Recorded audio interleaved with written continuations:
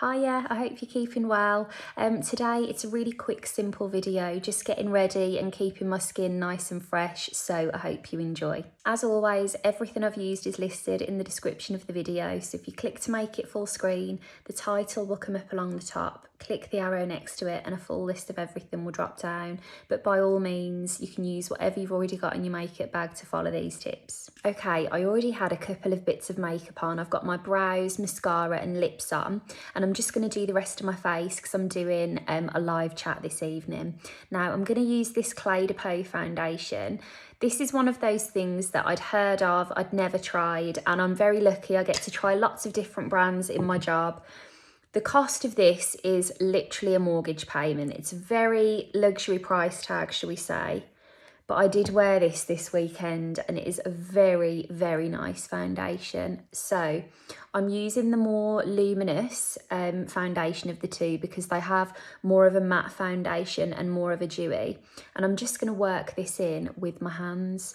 Now, one of the things I would always say to you, first of all, with lots of foundations, if you're working them in with your hands and you give them a little moment to kind of warm up and settle on the skin, I'm not going to completely rub this in perfectly. I'm just going to first of all take it all over and then pat it in. With every foundation that you use, have a look and see how they recommend to apply it. So for this one, they said it's going to be really lovely with your hands. For other foundations, they might say it's best with a brush or sponge, but sometimes the smallest tweak to your application can mean that something that you've had in your makeup bag for ages ends up looking, you know, completely different than you're used to it looking. Now, this foundation is lovely and luminous and it's designed to last for 24 hours. Now, I didn't test it for 24 hours because I just always wash my face at the end of the day, but I have to admit this is a very unique foundation in that it stays luminous but it stays put. There's also a matte version of this that I will definitely try. And you know what? One of the things I would say to you is you don't need to spend this much money on a foundation. If you have a look at one of my videos from probably last week, I'd showed you this Drew Barrymore, got a lot on my upper lip there, this Drew Barrymore Flower Beauty foundation. That's really lovely and luminous and it's half price in Superdrug at the moment for about £6. But I suppose what I'm getting at here is if you've seen this and been curious like me, I have to admit it is very nice. Now I'm going to just put a little bit more on my hands and press a little bit more over the areas of redness. I'm avoiding my eye area. This is why I haven't really done any videos in the last week. Every now and again, I get a patch of eczema that flares up on that eye.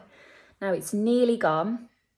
I was quite meticulous with it actually, putting on the Skin Ceuticals Epidermal Repair and the Vichy eye serum. The two of those, I was just absolutely packing them on, but I just didn't want to put any makeup on or irritate my face. And then now that I have been putting a little bit of makeup back on, literally just the last couple of days, pardon me, I've been using Victoria Beckham's Future Lash Mascara because it's a tubing mascara. And what that means is it's not going to print onto the lids and I'm not having anything printing on that skin that I'm trying to recover.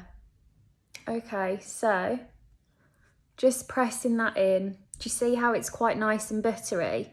Now, I haven't got any tan on, so what I'm going to do now is first of all powder everything gently.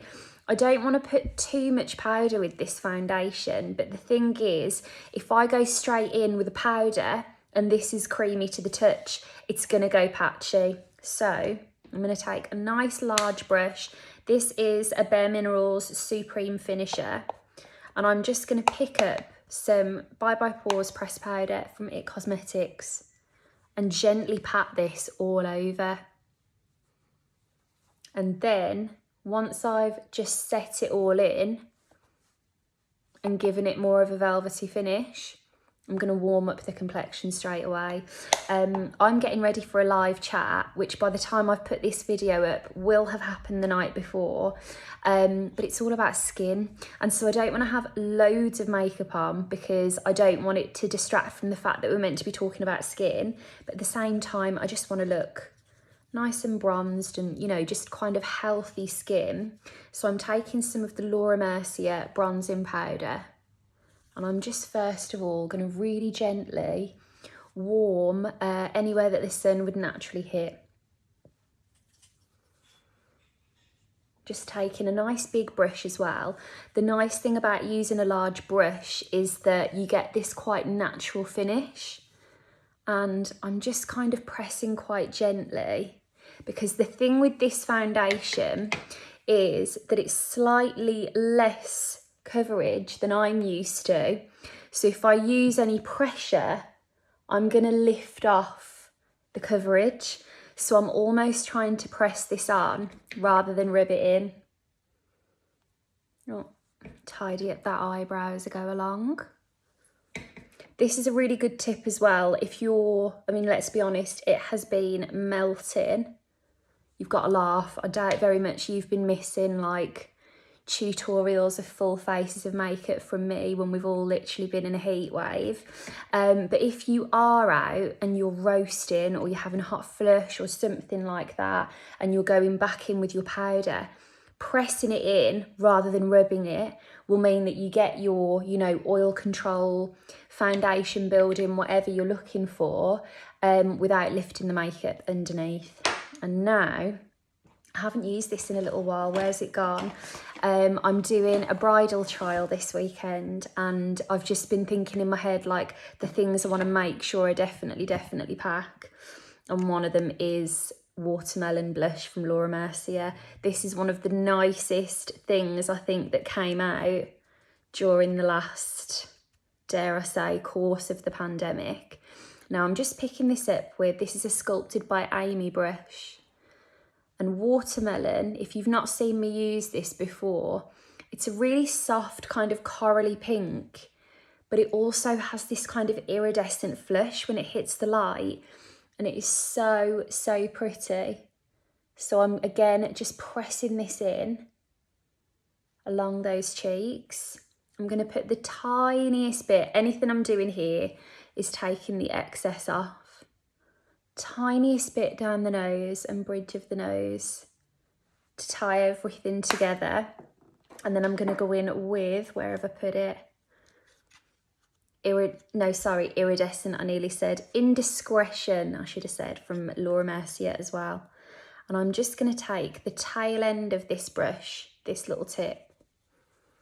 Now, a rose gold, whether it's for you, whether it's you're a makeup artist for your kit, whether you're getting a gift for someone, rose gold is always a lovely highlighter colour to have in your collection because it looks lovely on every complexion. I'd normally put some of this along the brow bones, but because I'm still being gentle of that eye, I'm just going to avoid it for now. But rose gold as well, like it looks different on everyone obviously, but on quite a fair skin like mine, it looks like a very natural, warm skin look as opposed to looking like a really gold streak or a silver streak. It's just nice and fresh. But literally that's all I was going to do today really. My lippy is just a bit of liner and lip balm. I've been using this SVR Lip Balm, which is lovely. It's very, if you don't want something sticky or tinted, you literally just want a lip balm that will hydrate your lips and not mess about too much. That's a nice one. I've got it on with a bit of pillow talk. And just quickly, can I just show you? So recently, couldn't sleep. I was on Instagram. Obviously, that's the last thing you should be doing if you can't sleep. But I went into the shop section and I don't know how I found this lady's shop, and she just had such unusual jewellery pieces. So I got a couple of those today. And you know when you're like buying something and you're thinking, oh, will it look the same as the pictures when it's not someone you know? but they're absolutely lovely. I think they're actually nicer than I was even expecting. They just came today, but when I went onto her website, she hand makes everything herself, and it just seems like a really lovely small business, and really unusual jewellery pieces that I've not really seen anywhere else. So I'll mention her shop in the description. I think it was September 22 it was called, but I've got the box in the kitchen, I'll check. But anyway, there we go. Nice, soft, fresh, glowy makeup. Let me know what you think. And as I say, I haven't really been doing anything because I've been waiting for this eczema to clear up. So I'll be back into my videos now. If there's anything in particular you want to see, I'm definitely going to do just some kind of like heat wave appropriate tips. Even just things like switching to that tubing mascara. If you are sweating or your face is really hot, that's just one of those simple changes you can make that makes a big difference. I've done a Reels video about tubing mascaras before, so have a little look through my Reels and you'll find some more information there. But thank you for watching. I'm going to get ready to go for this live chat, and I'll talk to you soon. Take care.